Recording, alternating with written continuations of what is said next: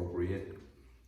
I don't realize I'd be preaching an hour until I actually get ready to post the sermon. That's all right. Let the Spirit use you. Yes, sir. But I want to continue and go back to our Philippians text.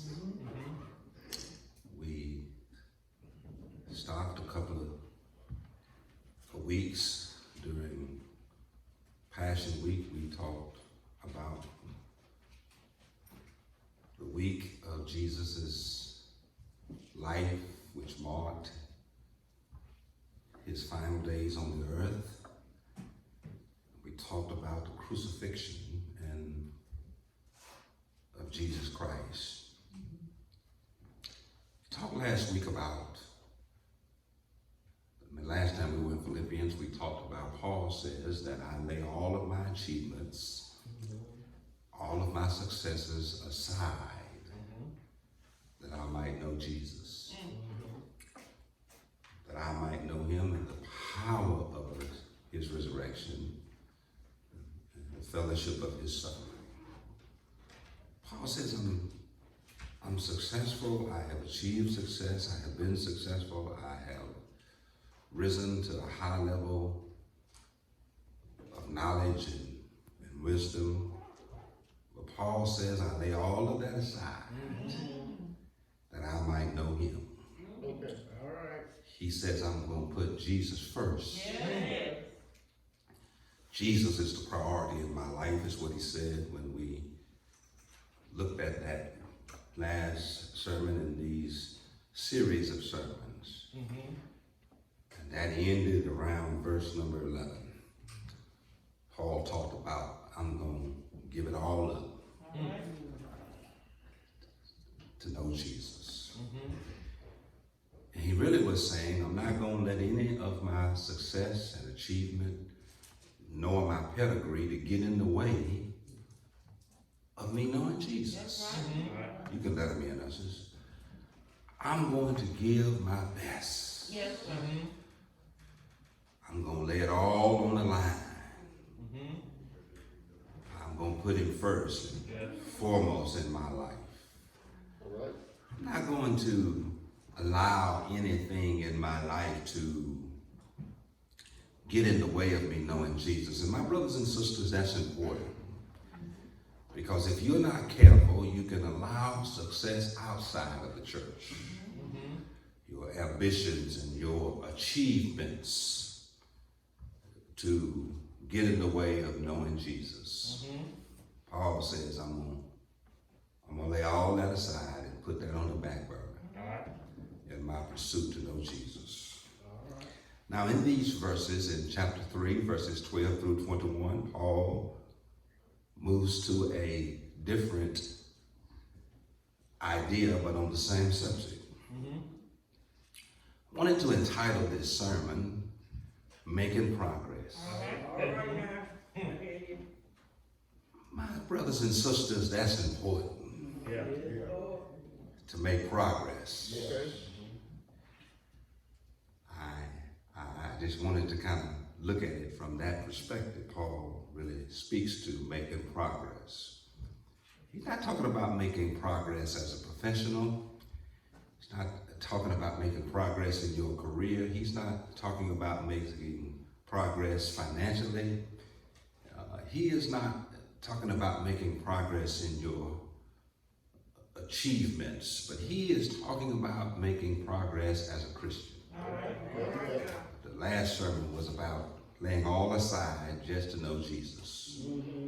He's going to focus in this section of Philippians, verses 12 through 21, on making progress as a Christian in your pursuit to know Jesus. And he talked about things he got out of the way in order to help him to make progress in his pursuit to know Jesus. Brothers and sisters, I want you to just kind of, in this introduction, I want you to grade yourself. I'm not going to grade you, but I want you to grade yourself. Grade yourself as a Christian. Grade yourself as a church member.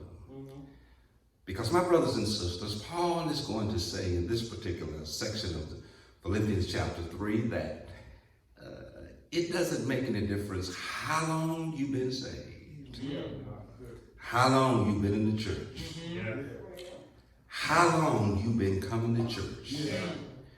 The issue is, are you making any progress? Can anybody see any measurements or metrics that can give off the indication or give off any signs that you're making progress? Because my brothers and sisters, I want to just drop this bit of bad news on some of the persons that are in this audience. You've been coming to church for a long time, and we ain't seen no progress. You act the same. You walk the same. Your maturity has not been shown. Your ability to deal with pressure hasn't been demonstrated. As a matter of fact, the way you were when we were introduced to you, since we've been serving with you, really hasn't changed. Our church has changed. Our membership has changed. Our mission has changed. Even the world in which we live with has changed, but you ain't changed a bit. All right now. Making progress. That's what Paul's going to focus on. Because progress is important. Growth is important.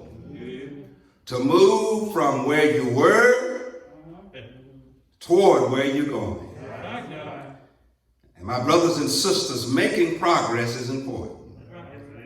We like to measure growth in our professional lives, in our occupations, in our families, in our finances, but nobody really wants to look at progress when it comes to being a Christian. And the question I want to ask you, are you growing? Are you making any progress? And you say that I'm growing, but just because you can't see it, Pastor, don't mean I'm not growing. Well, who else you think is supposed to see? Because what Jesus says in the Gospels is, let your light shine before men, that they may see your good works. God ain't interested in seeing your good works. God really ain't interested in seeing your progress, because God does not measure your righteousness based on works, but based on grace. But people measure your progress based on works. In other words, people need to see that you are growing as a Christian, that you're progressing as a Christian. They need to see that you are more than what you were as a Christian when they first met you. You need to make some progress. And Paul going to talk about this in these verses about making progress. Now listen, holding membership at a church for 40 years don't make you mature. And it's not a sign of progress. Holding the same position for 40 years does not give any indication of progress. Because sometimes holding a position or membership for a long time, you can become stagnant. And stagnant literally means there is no life. There is no signs of life. Are you making any progress? As a Christian, are you growing in Jesus? And is Jesus Christ growing in you? I really want to look at this, because I tell you, we can become so complacent and become so satisfied. And Paul is going to talk about what you need to do to make progress. He's going to talk about what you don't need to focus on, but he's going to talk about what you do need to focus on. And see, you look up in the church, and you set up in the church, and you work up in the church, and and listen, and you think that you're doing pretty good. Durability is something I want you to consider. Durability is something that can survive the test of time, survive the test of trials and tribulations, can be broken but repaired. Durability. Things that can bounce back from trauma. Things that can survive being handled rough. Things that are reliable when you need it. Durability.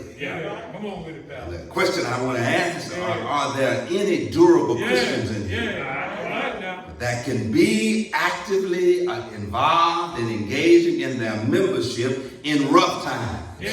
Can you be counted on during the dark times in your life and in the dark times in the life of the church where you hold membership? My brothers and sisters, are you a durable Christian that can be counted on in dark times?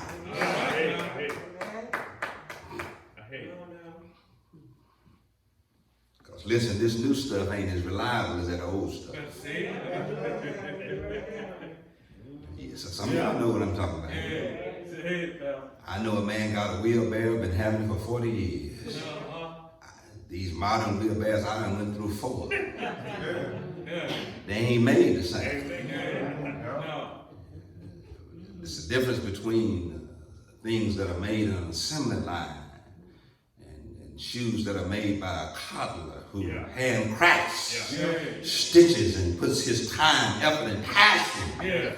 And that shoe can survive because it was crafted together with craftsmanship and with care. And it has some durability. What God wants to do with you as a Christian, He wants you to be durable so that you can handle all seasons, all times, good and bad, stormy and sunny. God is looking for some durable Christians.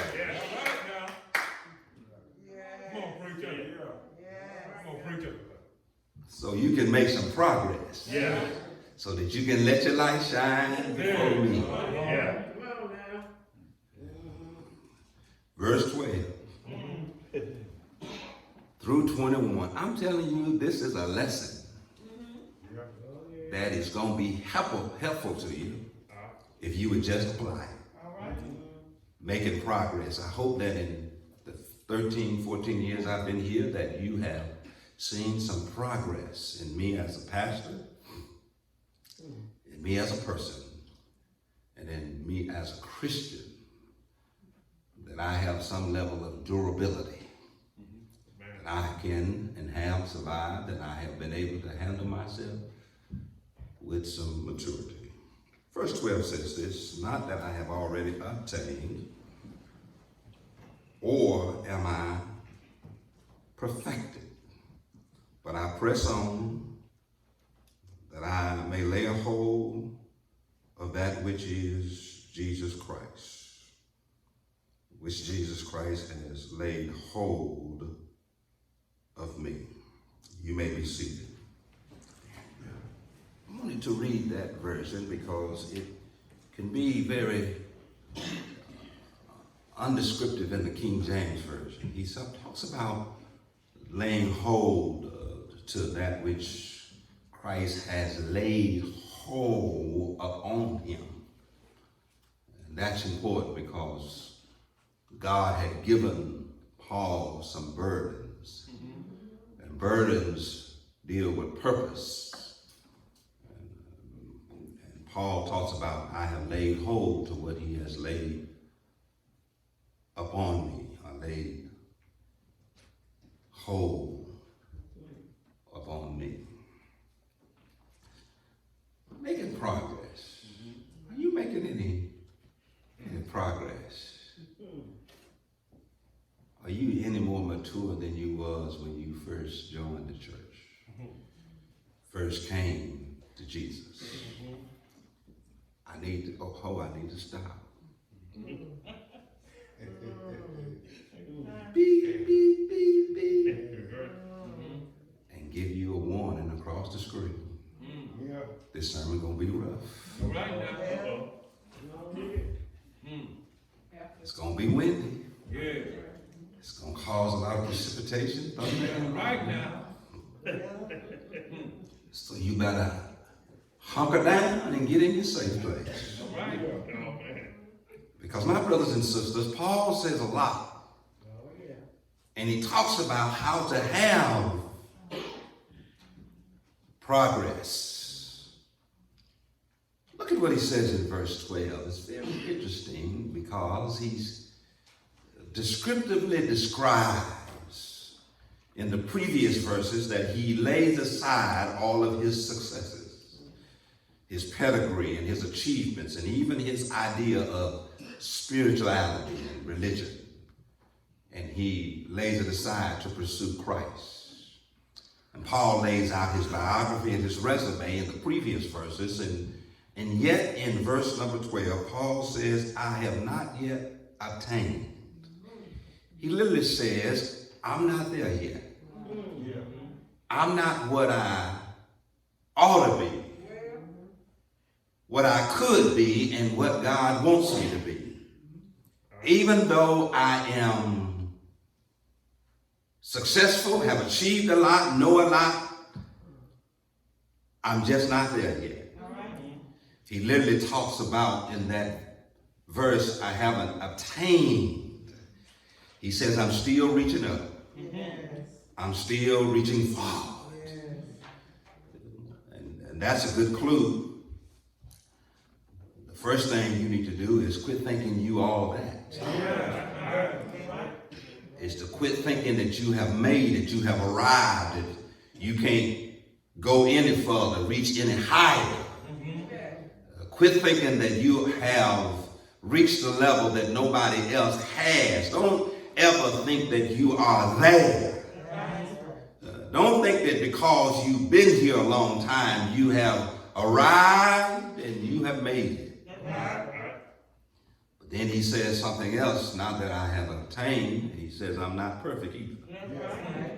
I have not made perfection. That idea literally means that justification, sanctification, and glorification. Paul says there is a three-step process, and God is still sanctifying me. He's already justified me, and I've not reached the point of glorification. I'm still in the stage of sanctification, and sanctification literally means this. God calls you out of some stuff, but then when God calls you out of some stuff, he's trying to get some stuff out of you, to put some stuff in you.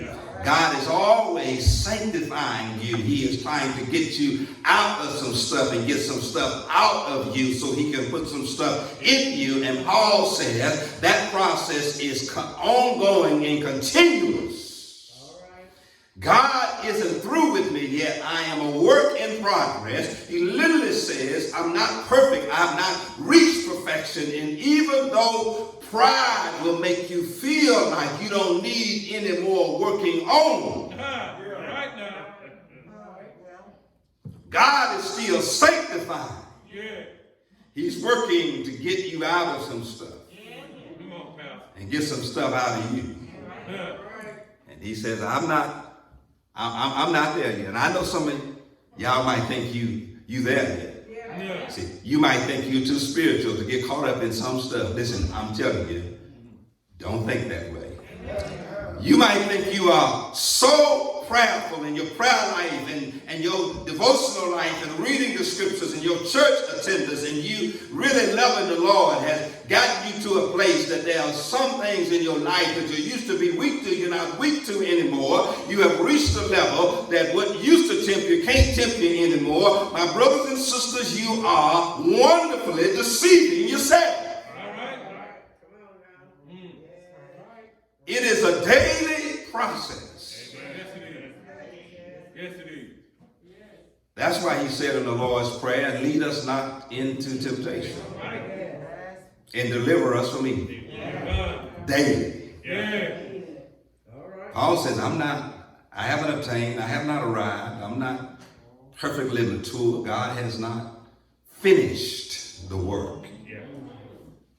And see, what will get in the way of progress is you think you already know enough, have enough. See, you think ain't nobody tell you nothing. Yeah. You think you have learned all that you need to learn. You know what you need to know, and you have reached the apex of wisdom and understanding and knowledge.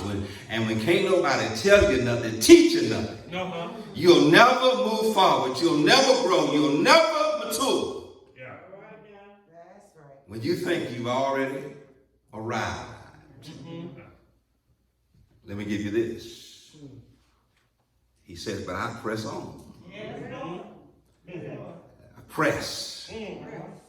And listen, and really, Paul talks about it in this particular text. He says, I have not obtained, have not reached that level of maturity. He says, I press on. And the word press really gives the idea that it's a struggle. It's a struggle against myself. It's a struggle with myself against any outside forces outside of myself. And see, we don't really want to make any progress because we might have to trust and lean on or be instructed by things outside of ourselves. Things that we think are less than us might have to instruct us.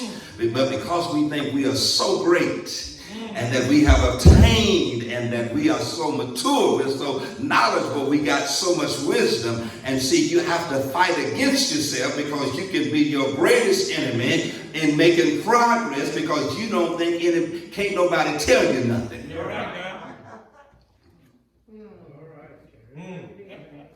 And so Paul says, but I press.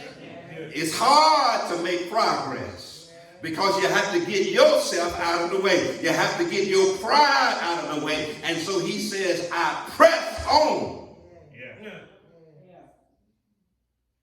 Now, I know some of y'all might be more educated than me, might have more education than me, might have a greater devotional, spiritual life than me. You might pray more, read the scriptures more, come to church more, might be more spiritual than I am. But I'm the person God has sent into your life to sow into you the word of God. And don't you spurn the instructions that God has given me to give to you. I don't care what level of achievement you've achieved outside of the church. You got to get yourself out of the way. And you got to press. It's a struggle. And listen, I'm almost finished. That I may lay hold to that which has laid hold to me, that which Jesus Christ has laid on me.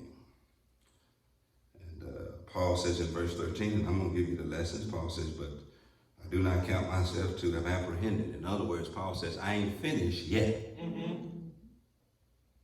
I ain't finished, and God ain't finished with me. So many Christians don't realize that God has not finished the work in you.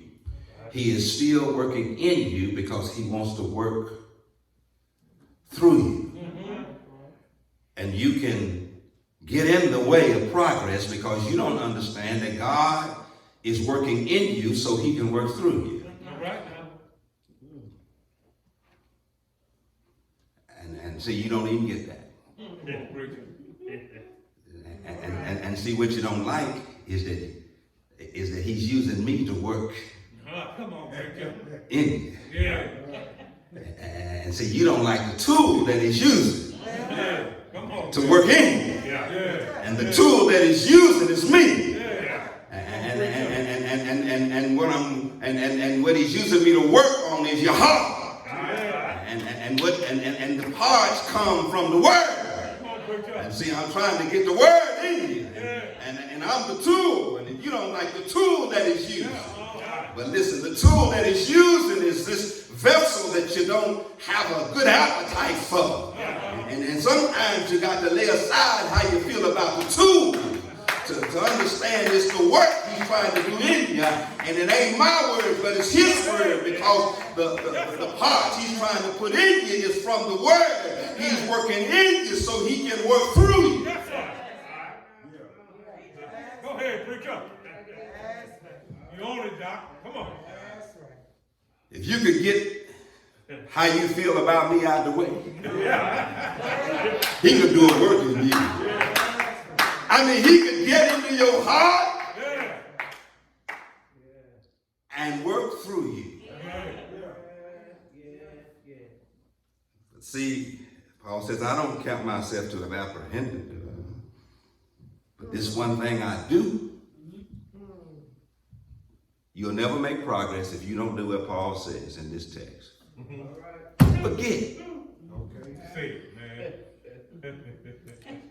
The reason why most people cannot make any progress is because you don't know how to forget.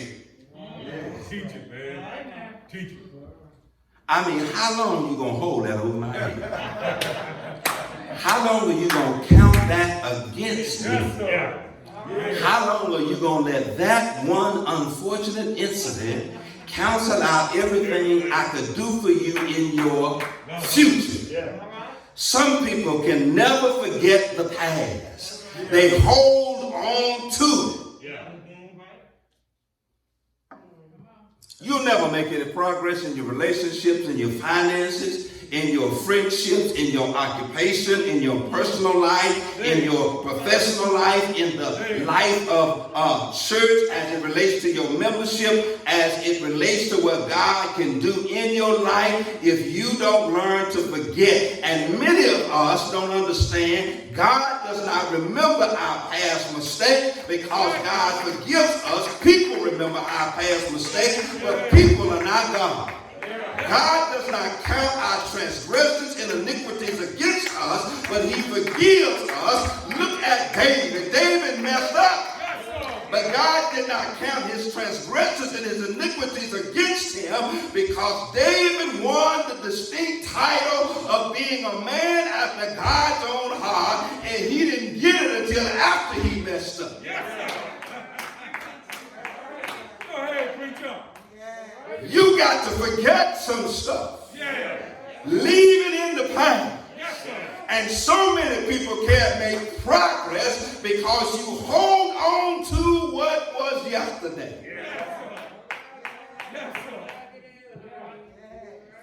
I'm finna drop a bomb.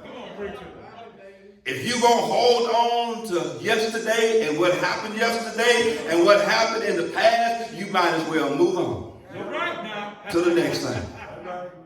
That's right. Come on. Forget those things which are. I mean, look. Come on, preacher. I'm going to give you an illustration of what it means to forget those things which are. Come on with it. Okay. Come on with it. I look. Yeah. I look because I was back here. Yeah. Okay, but now I'm up here. Yeah. Nothing Yeah. back there means anything moving forward. The only benefit of the past and past mistakes, past successes, are lessons. Yes, sir. All right. Yes, sir. You ain't gonna make no progress because see, you still mad about what I did 13 years ago when I first started. You can't forget about the falling out we had over a certain issue that really is not an issue now, but because you hold on to so much of what happened. Yeah. Come on, preacher. Let it go. Yes, sir. Go ahead, preacher. Because it's gonna keep you from making progress. Can I tell you the relationships God wants you to grow in and through as a Christian? He wants you to grow in your relationship with him. He wants you to grow in your relationship with the church. He wants you to grow in your relationship with each other, but he also wants you to grow in your relationship with the pastor. And looking in the past will keep you from growing in any of those relationships.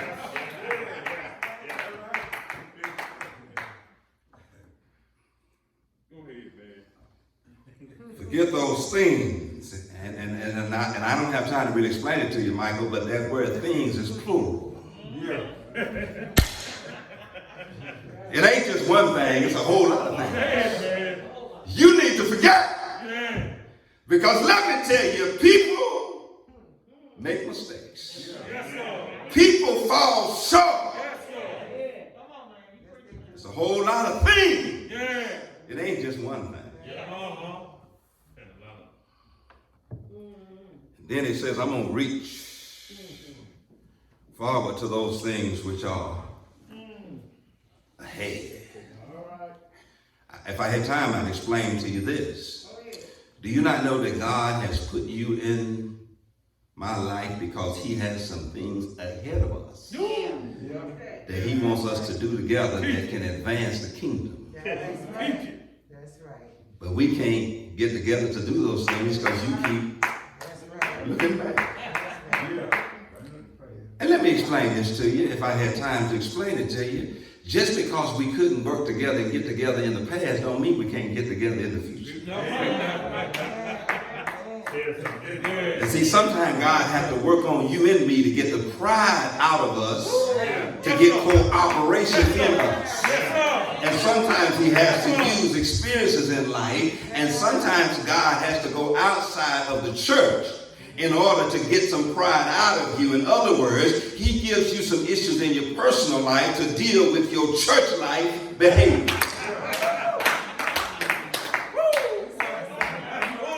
He will humble you. And see, we didn't see you get humbled because it didn't happen at the church.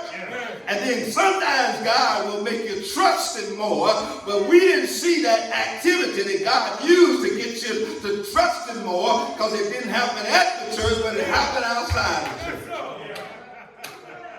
But God did it so you could work better with somebody at the church. Go ahead, man.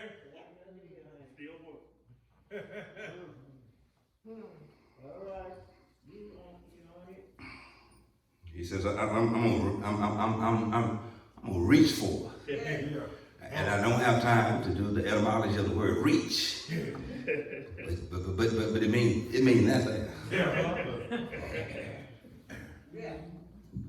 And listen, you'll never make progress if you don't start reaching out and reaching forth.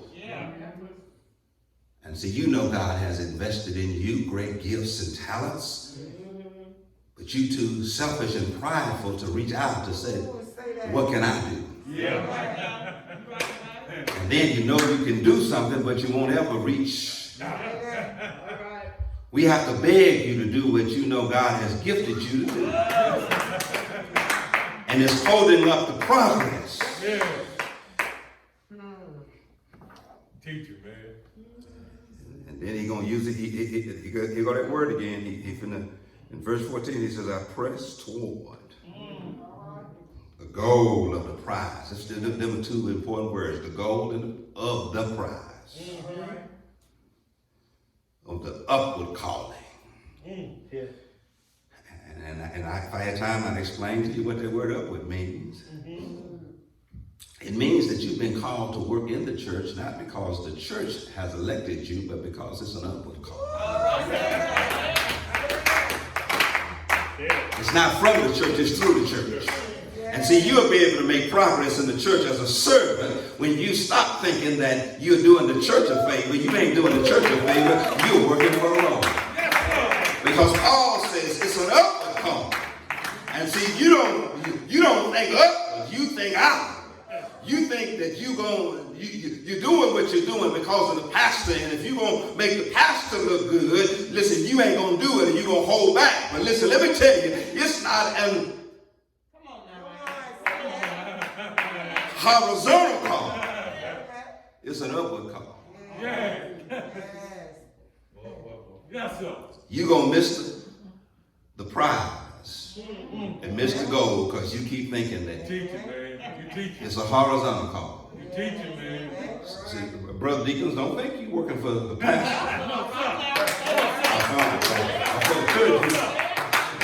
You got an upward call.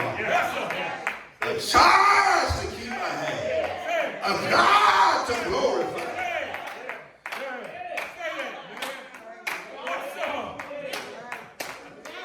Go ahead. Come on, Shannon. I am on the battlefield for my Lord. Yes, sir. I promise him that Yes, sir. Go ahead. Because it's an upward call. Until I die. Yeah. I was a long and I was a sinner too. But I heard a voice from heaven saying, there is work to do. Took the master's hand. Yes, sir. Joined the Christian band. I am on Yeah. the battlefield for my, Oh. not for the church, All right now. for the pastor. Yes, sir. But I got an upward. Yes, sir. All right now. Yeah. Say it, man. Come on. I got an upward call. Yes, sir. Upward.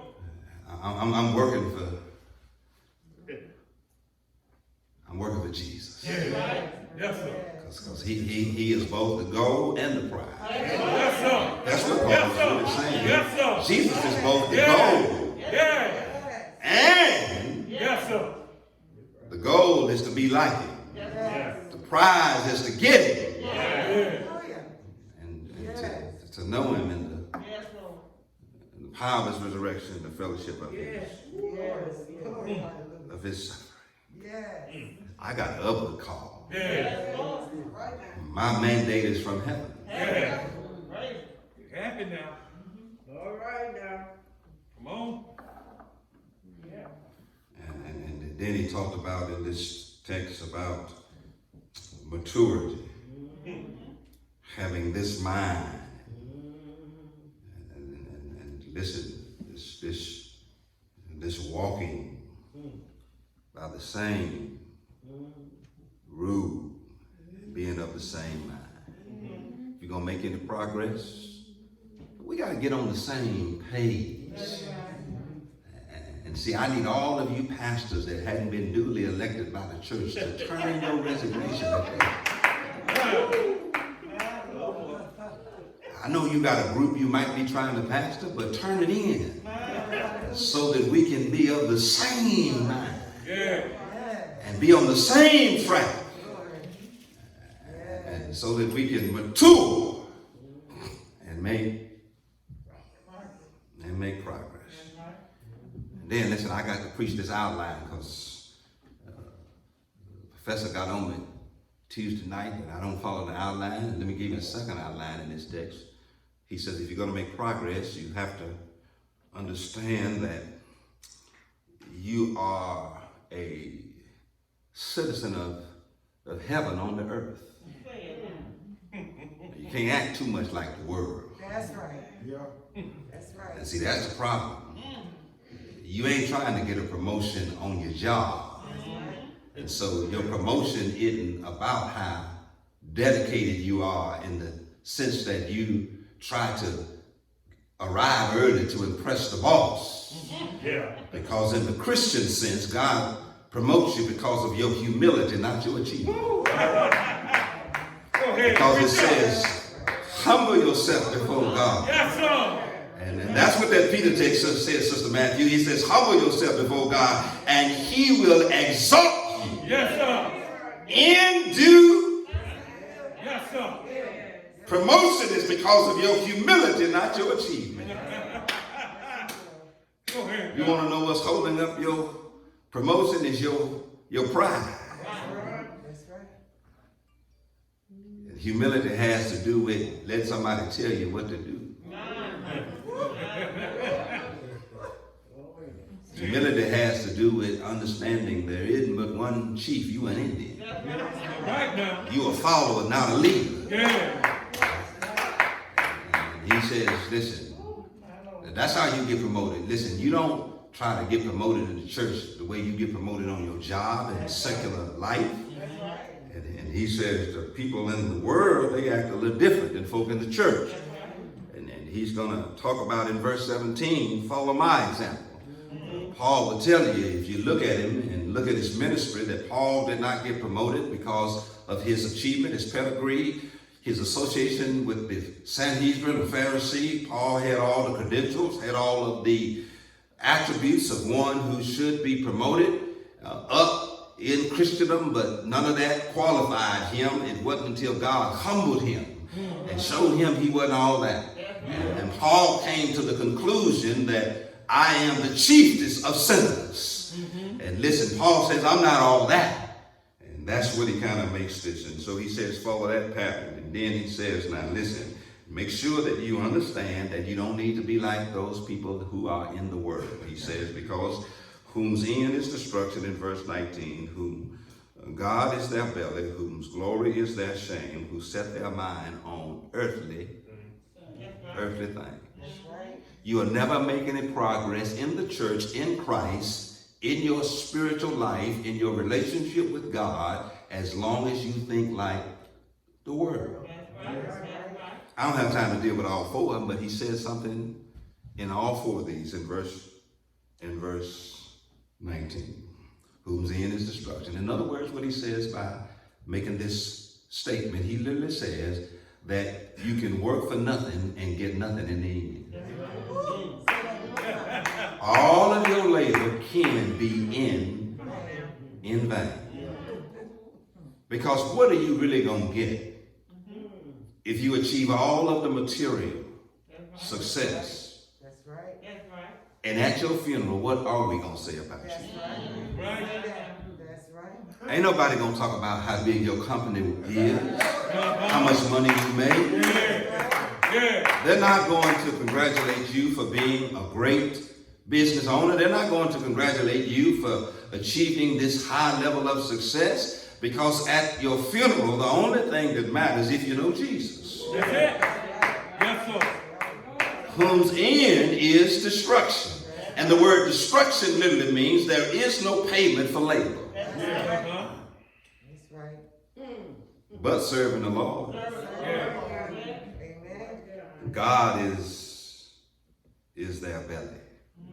I mean, they do everything they can to get some material. I mean, they in other words, they do it all to get something.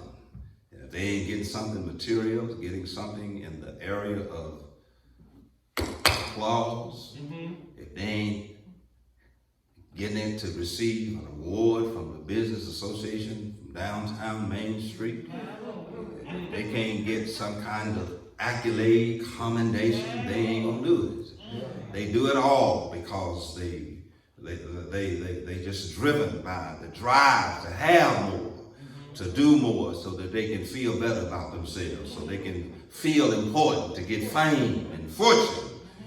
And listen, let me tell you, my brothers and sisters, you might lose in this world, but if you lose, you gain. That's what Jesus says, that if you gain in this world, you can lose with God. But if you lose in this world for God, you can gain. See, we don't understand. We are citizens of heaven. I'm almost finished. And then he says, whose glory is their shame. In other words, these worldly folk who operate in this particular setting, Paul says, listen, they ain't even shameful about the things they do in the name of God. It amazes me that people can prostitute the gospel and pimp Jesus in order to line their pockets and to claim success. The problem I have with the prosperity gospel is a pyramid scheme. In other words, in order for the person to be on the top, everybody else got to lose is on the bottom. And in order for you to build yourself up, you got to fleece people. You got to manipulate people. You got to get them to sow a seed into your ministry. And the more they sow, the more successful you become. But the more they sow, they never experience priority in the area of financial success, financial gain. They sow, but they never get a healing. They sow, but they never financially prosper. They sow, their husband never come back from after the divorce. Their children never behave. And these are those men who can do this, and they have no shame about doing it. They don't see the benefit in the membership. They talk about success and what God wants to do, blessings and prosperity, but the membership never experiences prosperity. And what Paul says, they don't have any shame about their gain. In other words, they don't go home. They ride through the city where the poor live, that they fleece and they manipulate and they get money from to have what they have. They don't feel no shame. They don't feel no shame when they take money from people who can't pay their bills, don't have enough money to feed their families, people who are struggling. They have no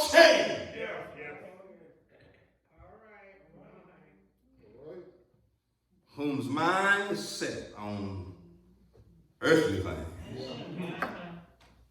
That's what he says in the text, that you ain't gonna never make no progress thinking like these fools. No. You got an earthly, your mind thinks about earthly things. You see, I wish I had time to explain this to you. If you really don't be successful and grow and be what God has called you to be, you're gonna be very unpopular. That's right. Right now. That's right. You see, popularity gets in the way of God really using you. Because you're more worried about being popular than being used by God. And see, you're not going to be a part of the majority, you're going to be a part of the minority. In other words, people are going to always question your motives. You're going to always be scrutinized, criticized. You're going to always be ostracized. People are always going to talk about you. Your name is going to be the talk of the town. Your name is going to be on the wind and be whispered in corners. You're going to be talked about.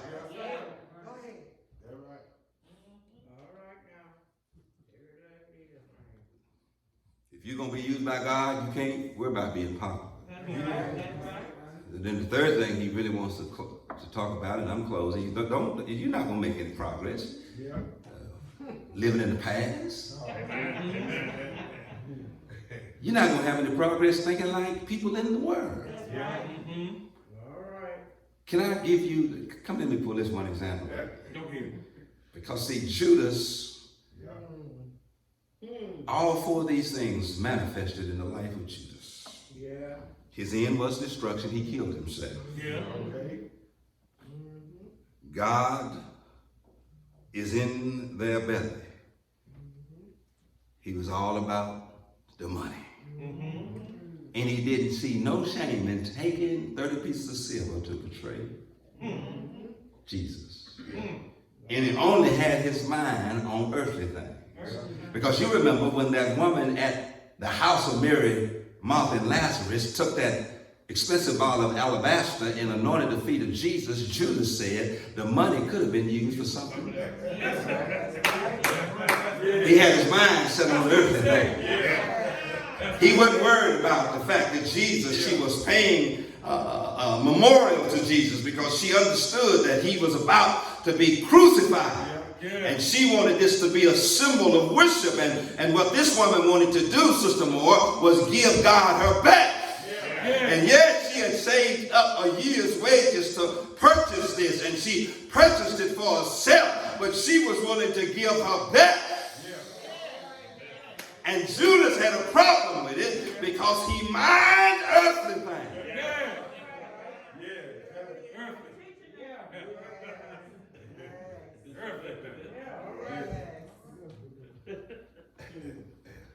And Judas had a problem with it. Said that perfume could have been sold, and that money could have been put into the treasury. And listen, I need to go ahead and stop parenthetically and tell you, don't you worry about what somebody else do with what they want to give to the Lord. Now you keep what you want in your pocket. But don't try to dictate what somebody else gives. Now listen, it might not mean nothing to you what they give, but they give it because they know what Jesus had done for them. And many believed this was Mary Magdalene. Mary Magdalene was an ex-prostitute, but Jesus Christ didn't marginalize her like the women, didn't use her like the men, but gave her a place at his feet. And out of such appreciation and adoration, she wanted to say, thank you for showing me mercy, but with nobody else.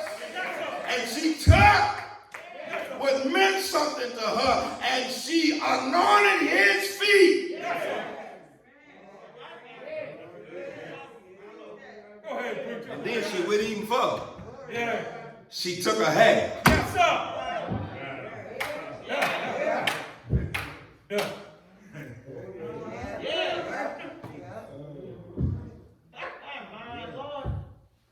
Yes, sir. Go ahead, preacher. An ex-prostitute. Yes, sir. Gave her all. And then she just got undignified. Yeah. And see, if you really knew what he done for me, you'd understand why I get undignified. Go ahead, man. You don't Yes, sir. know like I know. Yes, sir.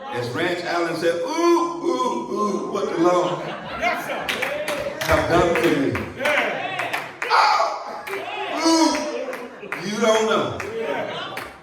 Like I know that he picked me up, turned, and got my feet out of the mud.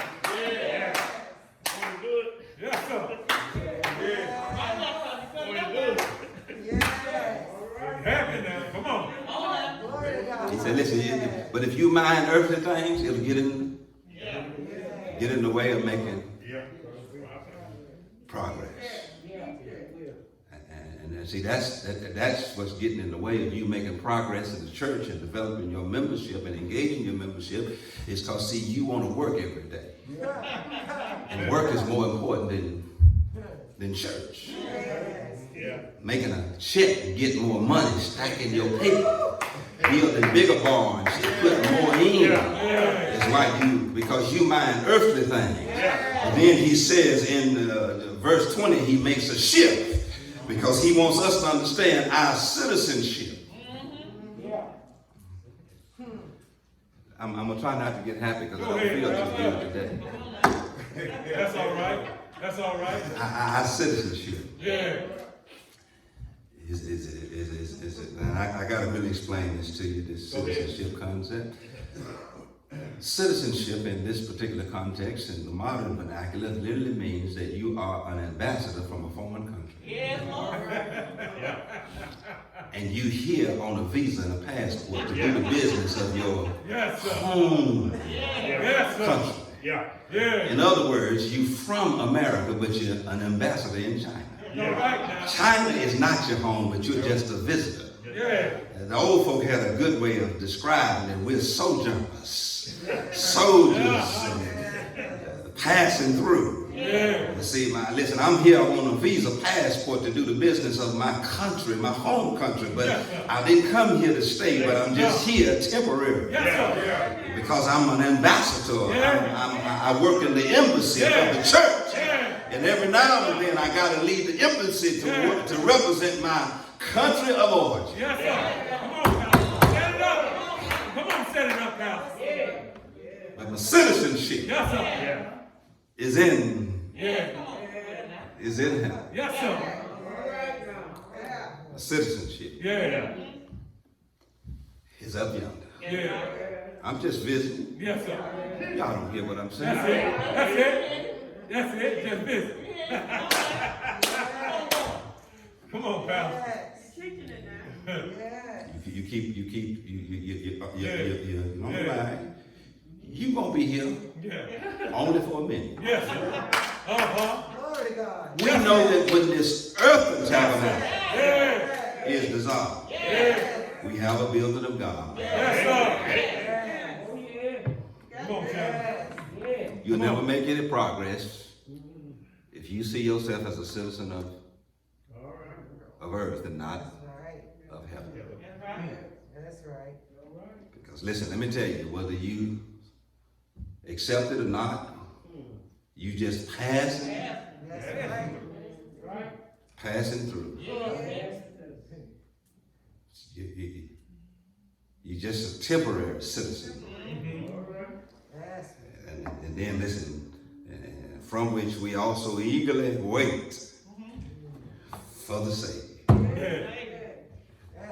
And listen, I'm not that good at nautical terms, nautical directions, but I do know that the sun rises in the east. And Paul says if you're really looking for the Savior every now and then, you will look toward the east. Because that's where Jerusalem is. That's where he's going to make his grand entrance. It's when the Lord cracks the sky. And the old folks saying the dead in Christ shall rise. I want to be ready when Jesus. I'm waiting on the Savior. Yes, sir. And really, if I had time, I'd explain to you what the Savior is. A Savior is somebody who rescues you from yourself. Rescues you from destruction. But rescues you from a destructive situation. You know, this heaven and earth will pass away. And before it passes away, he got to come get me out of here. He's he's got to come and rescue me from myself, rescue me from judgment, rescue me from the wrath of God, but rescue me. Because heaven and earth is passing. It's passing away. My citizenship is in do you ever long for home? Sweet home? Sweet home. Sweet home? We long for that sweet home. And he listen now, verse 21 ought to give you some good news. It's good news, because listen, he talks about a transformation. And listen, not only a transformation in location, but a transformation in your physical body. Because he says the body you have really don't work in heaven. Because see, this is a body that is restricted by time. It decays because of age. It deteriorates because of disease and sickness. And it cannot live in eternity because it is restricted because of the physicality of the body, the physics of the body. But when you get to heaven, you're going to get a brand new body. Now, you might have been limping and caning and in wheelchair over here, but in a land where we'll never, whatever defects you got over here, those defects going to be left over here. Who will transform our lowly bodies to conform to his glorious body. Can I tell you a little bit about his glorious body? That Jesus showed up after the resurrection. You know, he was in the upper room before the resurrection. He shared with them the Lord's Supper, and he says, this bread is my body, this wine represents my blood, and Jesus was physically in the room with them. But after his resurrection, they was up there, but he wasn't. But he showed up. After his resurrection. And listen, when he was in there, when he was breaking bread with him, he had his earthly body. But after his resurrection, he had his glorified body. And his glorified body didn't even let the door stop him from getting in the room. The Bible says he walked in time. And the material things that stopped his physical body could not stop his glorified body.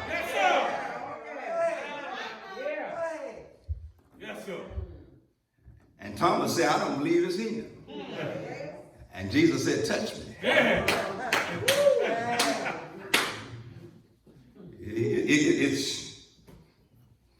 It's me. You got a new body. So no, listen, I'm going to just give you this picture, and I got to paint this, and I'm going to my seat. But listen, let me tell you something. See, I know you know how people were when they were close to death, and you knew them sick, and they were diseased, and mama and them, and brothers and sisters, loved ones and friends. They were sick when you met them. They were deteriorating. Their earthly tabernacle was dissolved, and that's the memory you hold in your mind. But I can tell you, you might as well dismiss that memory. Because when you step through time, mama won't be limping. She won't need hospice. She won't need a hospital bed. She won't need trips to the pharmacy. She'll have a new body.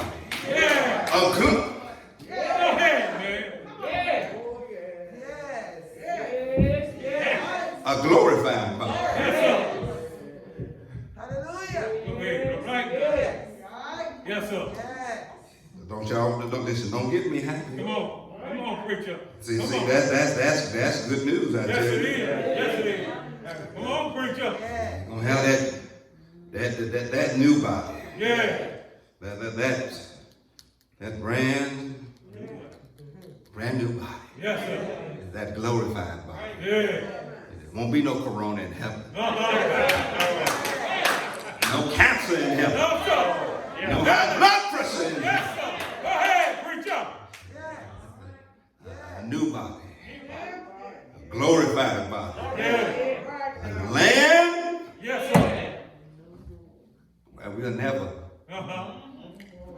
never grow old. I got to just listen. Can I just talk about Revelation 21? Go ahead. Because listen, this is I can't paint the picture with my words. But see, John was given a vision of what heaven was going to be like after he got after he got called back from his tour in this foreign land called the earth. Because listen, one of these days your citizenship on earth going to be, and God going to call you back home. And when you get called back home, you're going to step out of time into eternity. And Revelation 21 and 4 kind of really paints a good picture of what it's going to be like. And you're going to get that citizenship in heaven. You're going to get that glorified body. You're going to have that transformation. Your earthly body going to be transformed into the glorified body like the body of Jesus Christ. And look at how good it's going to be. Because see, you got all these things right now. You got tears.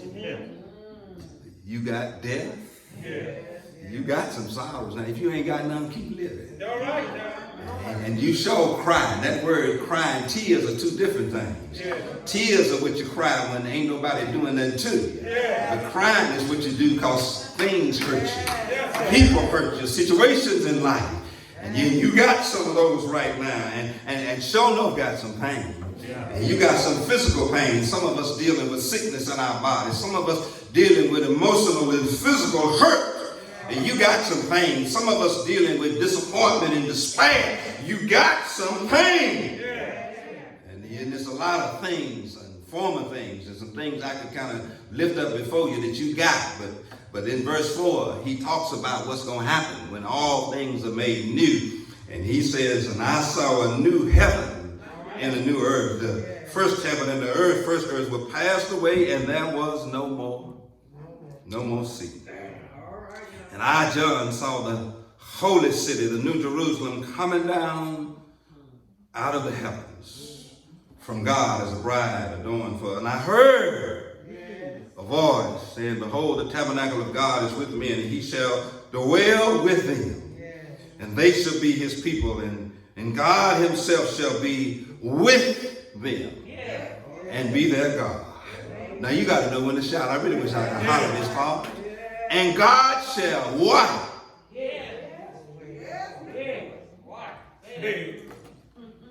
Yes, sir. All. Yes, sir. Listen, that I love that all. Yeah. Because listen, he's going to wipe all tears from their eyes. And then there ain't going to be no more death. I wish I could explain that to you. Go ahead, Let me explain to you in the modern vernacular. Listen, when you get up there and get reunited with folk, there'll be never another time of separation. And listen, you'll never attend another funeral. You won't have to plan one. It will be howdy, and never goodbye. In a land where we'll there'll be no more death, no more separation. Thank God. Yes, sir. Soon as my feet hit, glory. Yeah. Go ahead, preacher. I got separation anxiety right now. I don't want to die. After my children leave this world. I don't want my mother to die. My grandchildren to die. But there'll be no more death. No more. No more sorrow. No more. You ain't experienced disappointment, keep on living. Yes, sir. And see, in this life, people disappoint you, but in the next life, they'll have a new mind and a new body. Yes, sir. Hallelujah.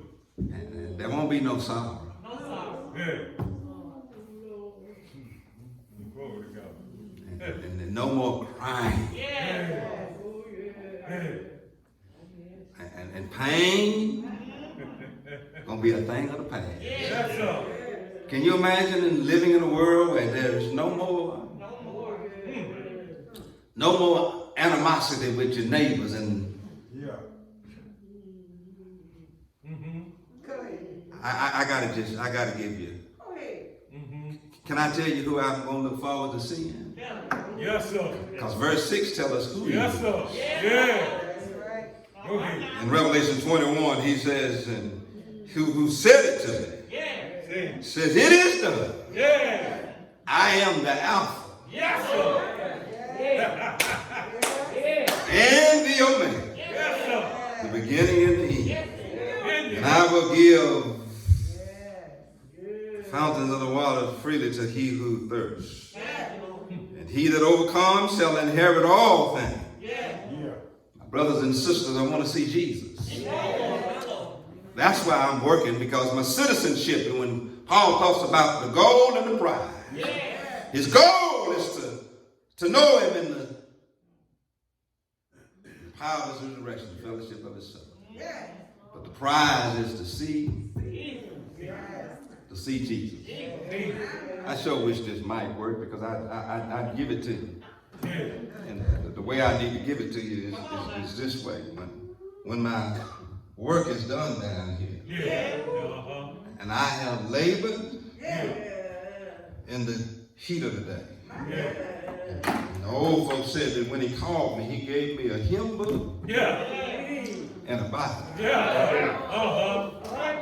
All right now. Yeah. Come on, preacher. And there's an old song that said, when I get called, I'm going to lay both of them down. Because I'm going to get a new song. I'm going to get a new mission. And Paul says, when I get there, I just want to hear him say, well done. Thy good and faithful servant. You've been faithful over a few things. And I just want to kneel at his feet.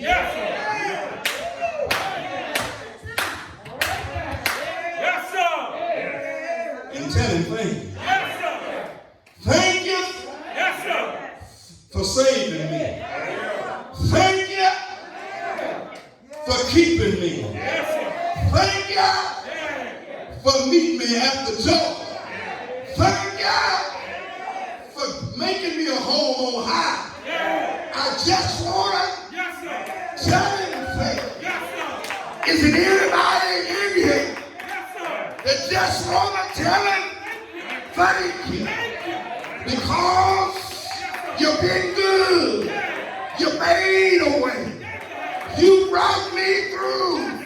Thank you for waking me up this morning, starting me on my way.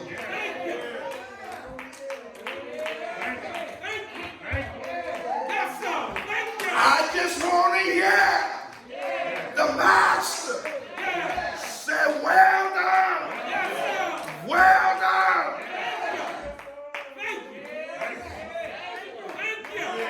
Well done.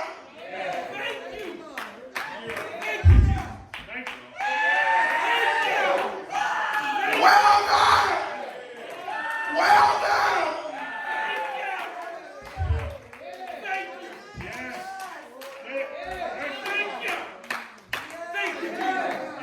If you miss me from singing down here and you can't find me nowhere, come on up to Bright Glory.